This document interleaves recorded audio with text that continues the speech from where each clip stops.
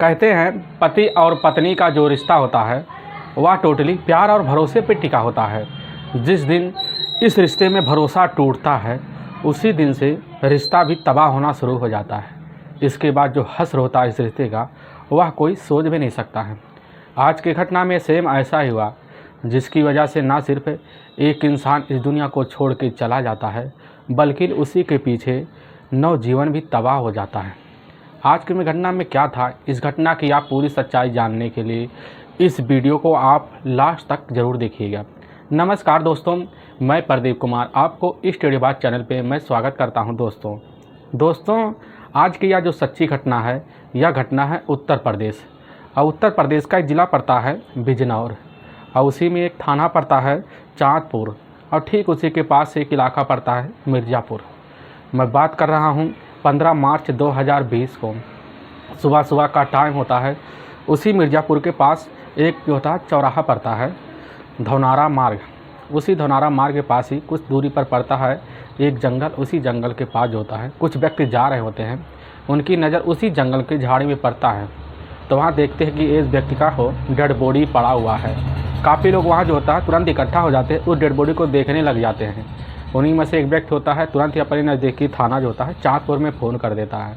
चाँदपुर के जो होते हैं जो थाना इंस्पेक्टर होते हैं वह होते हैं लब सिरोही अपने टीम बल के साथ जो होता है उसी समय घटनास्थल पर पहुंच जाते हैं। और जब घटनास्थल पहुंचते देखते हैं कि वहाँ काफ़ी सारा भीड़ लगा हुआ है। सब अपना हल्ला गुल्ला कर रहे हैं, अपने अपनी मन की बात सबके सामने रख रहे हैं, आपस में बातें कर रहे हैं। वहाँ जो होते हैं इंस्पेक्टर लब सिरोही तुरंत ही उन लोगों को हटाते हैं। हटाने के बाद उस तुरंत डेड बॉडी के पास पहुँचते देखते हैं उस डेड बॉडी की उम्र जो होता है उस व्यक्ति की उम्र वह लगभग 25 से 30 साल के बीच होता है। और उसका चेहरा जो होता है काफ़ी जो होता है खून से लथपथ होता है और उसके शरीर पर जो होता है काफ़ी चोट के निशान भी थे। पुलिस जब उसको जो होती है अच्छे तरीके से देखती है तो वह जो होती है उसके गर्दन पर काफ़ी घाव थे। और पुलिस उस बॉडी का जो पंचनामा करना शुरू कर देती है। पुलिस आस पड़ोस जितने भी इलाके थे उसमें छानबीन करती है ताकि कोई सबूत मिल जाए, लेकिन पुलिस के हाथ कोई सबूत भी नहीं लगता है, ठोस सबूत नहीं लगता है, जिसकी वजह से पुलिस समझ जाती है कि इसकी हत्या लग रहा है किसी वस्तु से किया गया है, जिसकी वजह से इसकी वहीं पर ही मौत हो गई थी। लगता है इसके बॉडी को वहाँ से लाकर यहाँ डंप कर दिया गया है।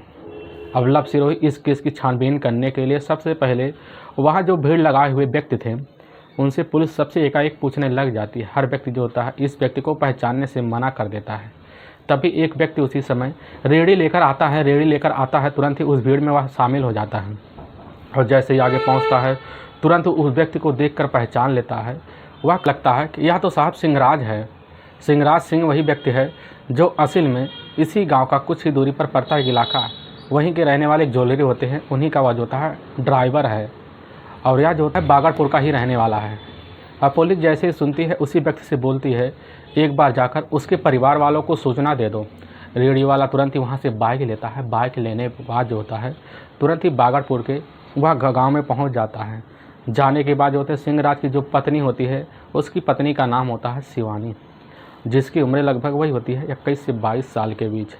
तुरंत ही शिवानी को खबर दी जाती है और साथ में जो होता है शिवानी का छोटा देवर उसी घर में बैठा होता है, वह होता है सुशील। और उसके बाद जैसे सुशील को खबर लगता है तो सुशील के द्वारा ही आस पड़ोस के लोगों को खबर लगता है। सब अपने अपने बाइक के सहारे उसी घटना पर पहुंचते हैं। पहुंचने के बाद जैसे ही सुशील वो अपने भाई को देखता है तुरंत ही देखने के बाद सिंहराज का शिनाख्त कर लेता है। सिंहराज का शिनाख्त करने के बाद उसकी शिवानी जैसे ही देखती है सिंहराज को देखकर वहीं पर दहाड़े मारकर ज़ोर से चीखना चिल्लाना शुरू कर देती है। पुलिस शिवानी को शांत कराती है और सुशील से पूछने लग जाती है कि यह सब कैसे हुआ। सुशील कहने लग जाता है कि साहब हमारा भाई दोपहर को जो होता है अपने काम से खेत के लिए निकला था, लेकिन शाम तक वापस नहीं लौटा।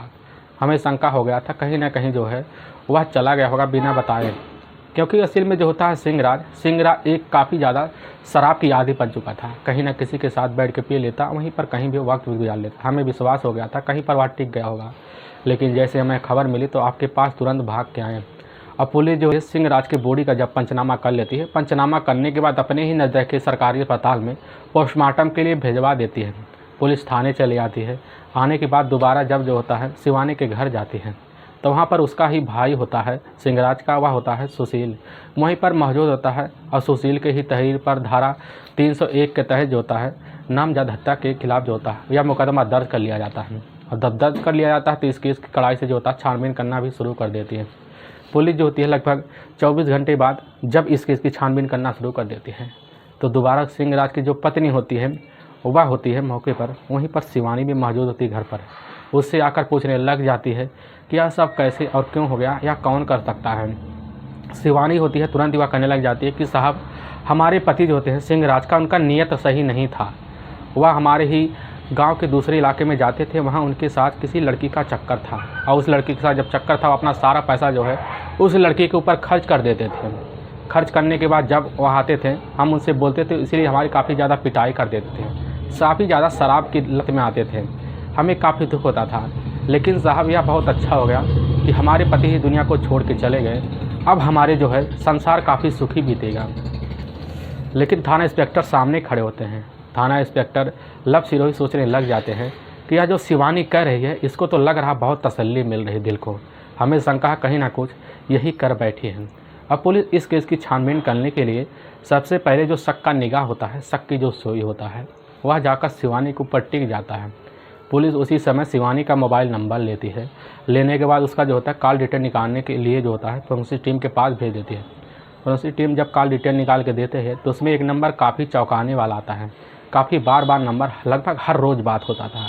वह नंबर उसी के ही बागड़पुर का नंबर होता है जो उसी के गांव बागड़पुर में रहने वाला दूसरे छोर का व्यक्ति होता है, जिसका नाम होता है देवेंद्र। देवेंद्र की उम्र होती है लगभग 24 से 25 साल के बीच। उसके पिता जो होते हैं खेती किसानी करते थे और उसकी शादी अभी तक नहीं हुई थी, लेकिन उसकी बहन थी, उनकी बहन की भी शादी हो गई थी। अब पुलिस जैसे देवेंद्र के बारे में जानती है तो सबसे पहले तुरंत ही दोबारा शिवानी के पास जाती है और देवेंद्र का नाम लेती है। तो शिवानी का जो चेहरा होता है वह पूरी तरह से उतर चुका होता है। अब पुलिस को पूरा विश्वास हो गया था कि इसमें शिवानी का कुछ ना कुछ ज़रूर रोल है, इसीलिए पुलिस अब इस विश्वास को जीतने के लिए सबसे पहले देवेंद्र को अपने कस्टडी में लेने के लिए चली जाती है। और जब जाती है तो देवेंद्र को ही उसके ही घर पाती है और देवेंद्र को जो पुलिस टीम होती है उसी समय यानी कि 21 मार्च 2020 का दिन होता है, देवेंद्र को उसी समय अपने कस्टडी में लेती है। कस्टडी में लेने के बाद उसको थाने ले आती है और साथ में पुलिस दूसरी टीम जाती है, शिवानी को अपनी कस्टडी में लेती है, उसको भी थाने ले आती है। जब दोनों को सामने बैठाया जाता है, पहले दोनों एक दूसरे का चेहरा भी लगते हैं और लगने के बाद दोनों की नज़रें नहीं मिल पाती। अब वहाँ पर जो होते हैं वह लब सिरोही उन दोनों को देखकर उनको पूरा विश्वास हो गया था कि इन्हीं दो लोगों ने मिलकर वह जो होता है सिंहराज को इस दुनिया से हटाया है। और जब पुलिस इनसे जो है काफ़ी सवाल करते हैं, पहले तो सवालों के जवाब जो होते हैं यह कहते हैं कि साहब हमारा इसमें कोई हाथ नहीं है, बस हम जो है बस साथ रहते हैं, लेकिन इसमें कोई ऐसा हम काम नहीं किए हैं, हमने अपने पति से बहुत दुख थे। लेकिन पुलिस जो होती है शिवानी को बातों पर विश्वास नहीं करती है। इनका जब मोबाइल नंबर का कॉल डिटेल निकाल के दिखाती है तो शिवानी जो होते हैं उसके चेहरे के रंग से उतर गए होते हैं। देवेंद्र का चेहरा जो होता है पूरी तरह से एक तोता की तरह बन गया होता है। पुलिस जब इन दोनों के साथ काफ़ी कड़ाई से पेश आती है तो पुलिस के सामने जल्द से जल्द अपना गुनाह भी कबूल कर लेते हैं। शिवानी जो होते अपने पति सिंहराज का जो है हत्या का भी इल्ज़ाम अपने पर लेते हैं और लेते हुए पूरी गुनाह जब कबूल करती है तो उसी समय पुलिस के जो वह सुनती है सच्चाई, सुनने के बाद पुलिस के पैरों तले से ज़मीन सिसक जाती है। असल में यह जो होती है शिवानी और यह होता है जो सिंहराज का जीवन तो काफ़ी अच्छा था और उस समय इनकी जो शादी हुई थी घटना से ठीक 4 साल पहले हुई थी। सिंहराज के जो होते हैं 2 बहनें थीं और सिंहराज जो होता है 2 भाइयों सहित अपने घर परिवार में रहता था। लेकिन सिंहराज की दोनों बहनों की शादी भी हो चुकी थी। सिंहराज हाई स्कूल पास था और यह जो होती शिवानी तो BA की सेकेंड ईयर की पूरी पढ़ाई भी कर ली थी। लेकिन शिवानी का जब रिश्ता सिंहराज के लिए आया था तो शिवानी जो होती है सिंहराज को देखकर भी पसंद कर ली थी, क्योंकि शिवानी जो थी वह तो खूबसूरत थी ही, सिंहराज भी काफ़ी खूबसूरत भी था। इसीलिए दोनों की शादी जो होता है जल्द से उसके पिता के द्वारा ही कर दिया जाता है। शिवानी और सिंहराज अपना जीवन जो होता है काफ़ी अच्छे से बिताना भी लग जाते हैं। सिंहराज शिवानी को जब पाता है तो काफ़ी खुश मिजाज से रहता है। वह अपने आप को काफ़ी भाग्यशाली पति भी मानता था और शिवानी भी सिंहराज को पाती तो वह भी काफ़ी भाग्यशाली मानती थी। अब इसी तरह सिंहराज और जो होती है शिवानी का जो जीवन होता है काफ़ी अच्छे से पटरी पर चलने लगता है। यह जोड़ा जो होता है एक प्रेमी की तरह अपने घर में रह रहे होते हैं। इनका ज़िंदगी जब पटरी पर चलना शुरू हो जाता है, शिवानी का जो मायका पड़ता है वह पड़ता है इसी के इलाके केलनपुर गांव में। वहाँ उसका मायका पड़ता है, तो इसीलिए और कभी जब मौका मिलता तो शिवानी वहाँ पर चली जाती थी। यानी कि इनका रिश्ता था अब जब बनकर था, शिवानी अपने मायके भी चली जाती थी। धीरे धीरे वक्त बीतने लगा, और जब वक्त बीतने लगा इसी बीच शिवानी को जो होता है एक बेटी की प्राप्ति होती है। शिवानी का जो परिवार था काफ़ी खुशियों से खिल उठता है। उठने के बाद इनका जीवन ऐसे ही चलता रहता है। लेकिन यह जो होता है सिंहराज अपना इस परिवार का गुजारा करने के लिए पास के इलाके में जाता है। वहाँ पर एक सोनी के यहाँ जो होता है ज्वेलरी की काम के लिए वहाँ एक लड़का की आवश्यकता होती है, क्योंकि ज्वेलरी के मालिक जो होता है उसको एक ड्राइवर की आवश्यकता होती है। इसीलिए वह जो होता है सिंहराज वहाँ जाकर नौकरी करना शुरू कर देता है। उसके पास कुछ आमदनी होने लगता है। आमदनी की वजह से अपने घर परिवार का खर्चा भी चलाता था। वक्त गुजरने लगता है। सिंहराज जो होता है धीरे धीरे उसी दुकान पर जाने के वजह जब रास्ते में आता तो वहाँ पर एक ठेका पड़ता है। ठेके पर बैठकर धीरे धीरे वह शराब पीने की आदी भी बन जाता है। और शराब वह जब शाम के पी के आता था तो उसकी जो पत्नी होती है शिवानी वह मना कर देती थी। लेकिन वह जब मना करती तो उसके खिलाफ़ गुस्सा भी हो जाता था, और इसीलिए वह अपनी पत्नी जो होती है शिवानी अपनी बेटी का वास्ता देती। लेकिन वह जो होता है सिंहराज उसकी बेटी का कद्र नहीं करती। सिंहराज को सिर्फ बस वही शराब दिखाई देता है। आए दिन शराब का आदी बनता चला जाता है, और आप शराब का आदी इतना बन जाता है कि वह सुबह शाम तीनों टाइम पीने लगता है। वक्त ऐसे ही गुजरने लगता है। जब शिवानी मना कर देती तो काफ़ी बुरी तरह से उसकी पिटाई भी कर देता था, और उस पिटाई से काफ़ी बार जो होता है जूझ भी रही होती है। वक्त गुजरने लगता है, लेकिन शिवानी जो होती है वह अपने पति को नहीं मना पाती। काफ़ी हठी सा हो गया था सिंहराज। और सिंहराज का जब वहाँ ठेके पर जाता तो उसी गाँव का उसका ही एक दोस्त होता है देवेंद्र उर्फ लुल्लू, और जिसकी उम्र वह लगभग उसी समय होती है 23 साल के आसपास। उसका काफ़ी उस देवेंद्र से उठना बैठना होता है, और उसके साथ ही शराब पीना होता है। दोनों की दोस्ती तो काफ़ी अच्छे से थी। देवेंद्र और सिंहराज जब शराब पीते थे तो माहौल बनाने के लिए सिंहराज जो होता है देवेंद्र को अपने ही घरे रोक लेता था, और उसके साथ बैठकर खाना बनवाता और वहीं पर शराब पीता। लेकिन देवेंद्र जो होता है जब इनके रिश्ते के बारे में पता पाता है तो देवेंद्र जाकर सिंहराज को समझाता है कि तुम्हें ऐसा नहीं करना चाहिए, क्योंकि तुम्हारी जैसी पत्नी किसी को नहीं मिलती। अब उसकी जो पत्नी होती है वह होती है शिवानी इस बात को सुनती तो काफ़ी खुश हो जाती है। अब शिवानी यह सोचने लग जाती है कि इससे अच्छा जो होता है समझाने वाला कोई व्यक्ति है नहीं, ना इससे अच्छा कोई दोस्त है। शिवानी भी जैसे अब देवेंद्र को देखती है वह समझ जाती है कि इससे ऐसा दोस्त नहीं मिल सकता। देवेंद्र भी जैसे उसी घर में शिवानी को देखता है। देखने के बाद उसकी खूबसूरती का एक ही नज़र में दीवाना हो जाता है, क्योंकि जो होती है वह शिवानी देखने में काफ़ी खूबसूरत भी थी और हट्टी कट्टी भी उस समय बनी हुई थी। लेकिन उसका दीवाने होने के बाद भी वह जो होता है इन दोनों को समझाने लगता है। लेकिन इन दोनों के बीच जब भी कभी मार पिटाई भी होता है तो आस पड़ोस की रहने की वजह से जो होता है देवेंद्र भी आ पहुँचता है, इन दोनों को समझा बुझा के अलग कर देता है।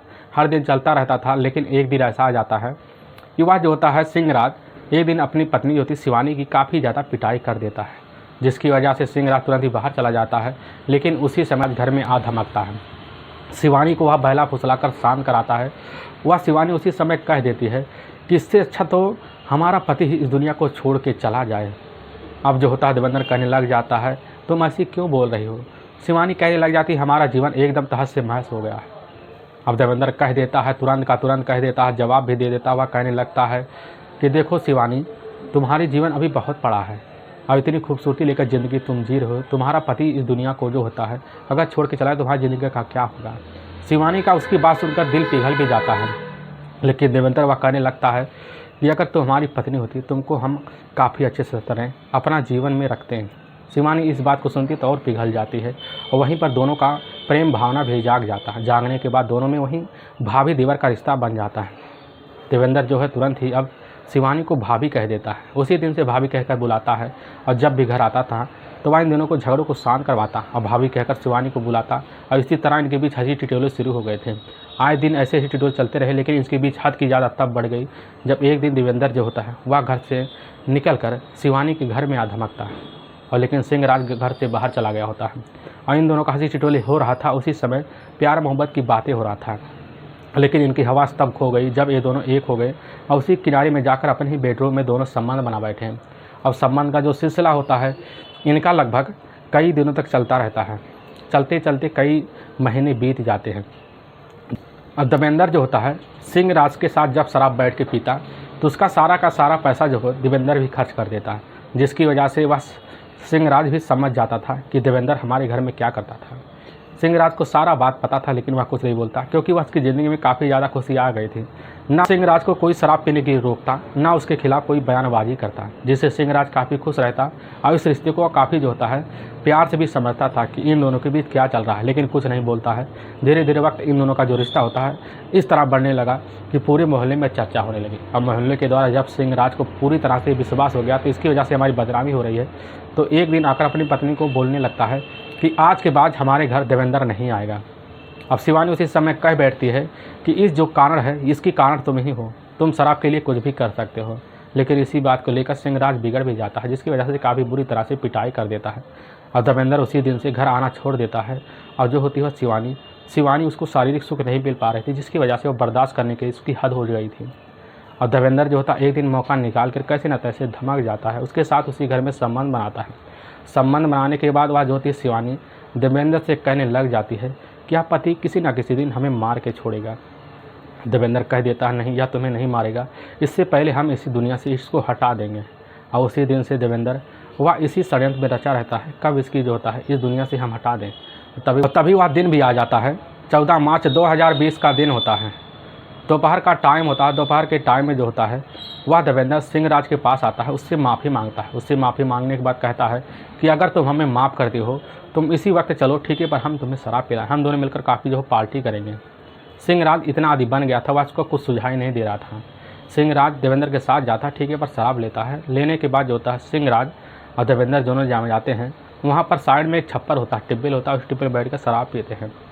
देवेंद्र जो होता है सिंहराज को काफ़ी ज़्यादा शराब पिला देता है। शराब पिलाने के बाद जब सिंहराज काफ़ी बेसुध हो जाता है, जब समझता है कुछ कर नहीं पाएगा, तुरंत ही जो होता है देवेंद्र अपने ही झोले लाए हुए उसमें से एक जो होता है तेज़धार हथियार निकालता है।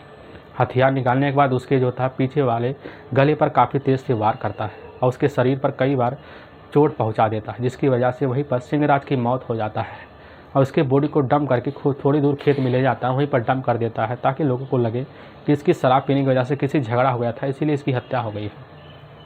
और घर आके जो होता है वह उसी समय शिवानी से को खबर बता देता है। शिवानी जो होती है तुरंत ही खुश हो जाती है। रात का माहौल होता है। शिवानी देखती है कि देवेंद्र काफ़ी डरा हुआ है, उसको अपने कमरे में लेती है। लेने के बाद वहीं मिलकर उसके शरीर को सुख देती है, तो उसका जो होता है मन काफ़ी खिल उठता है। दोनों उसी दिन से सोचते हैं कि आज हम अपनी ज़िंदगी की नई शुरुआत करेंगे। लेकिन जैसे सुबह का टाइम होता है इसकी खबर जो तो गाँव वालों को लगती है और गाँव के द्वारा पुलिस को लगती है। वाकई में दोस्तों पुलिस के सामने जैसी यह सच्चाई निकल के आती है, इसी बिना पर पुलिस की जो टीम होती है शिवानी और साथ में देवेंद्र को दोनों को ले जाती वहाँ के नज़दीकी कोर्ट में पेश करती है और इन दोनों पर गंभीर मुकदमा दर्ज करके ले जाकर इन दोनों को जेल में डाल दिया जाता है। दोस्तों इस घटना का सुनाने का उद्देश्य हमें किसी को परेशान करना नहीं है, ना ही किसी को दिल को तकलीफ़ पहुँचाना है। बस आपको यह बताना है कि आप जहाँ भी रहें आप अपने आप को सुरक्षित रखें और अपने ही परिवार को भी सुरक्षित रखें। दोस्तों अगर आपको यह वीडियो पसंद आ रहा है तो इस वीडियो को आप ज़्यादा से ज़्यादा शेयर और सब्सक्राइब ज़रूर करें, जिससे हम आपके बहुत आभारी रहेंगे। और फिर मिलेंगे एक नए एपिसोड के साथ। तब तक के लिए जय हिंद और जय भारत।